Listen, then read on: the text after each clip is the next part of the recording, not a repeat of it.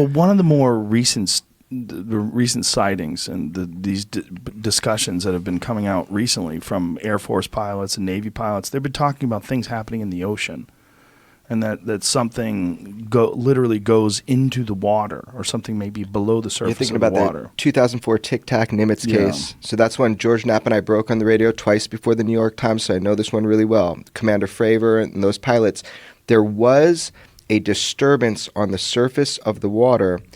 Commander Fravor visually saw what looked like similar to a cross, some object. So it's like as if you have some like coral under the water and it's breaking over. Right. The Tic Tac is doing this crazy maneuver that defies.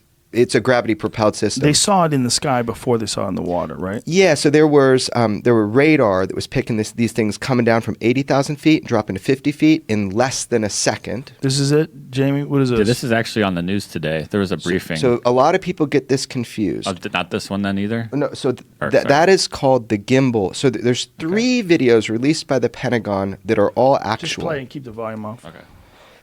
I would really just pay attention to the source videos. So you've got the Tic Tac, which is this object that Commander Fravor saw. Another pilot filmed it with a FLIR pod, and it goes. Choop.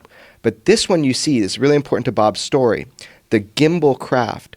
It's been recently analyzed. It's FLIR.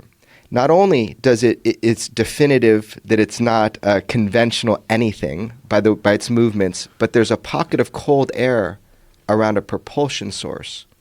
So this object, by the way, sat stationary for days, if not weeks. It sat stationary. Yeah, they found it 11 hours later, and they were saying there's no way this thing, using that kind of energy to go that fast, could just hover for the amount of 11 time. hours. And by the way, you're seeing a very small part of what happened that day. This object was not alone. And so hopefully that information comes out, and we can, I wish we had video of it. I'm sure we'd all want to see it. But that's called the gimbal. That was East Coast, right?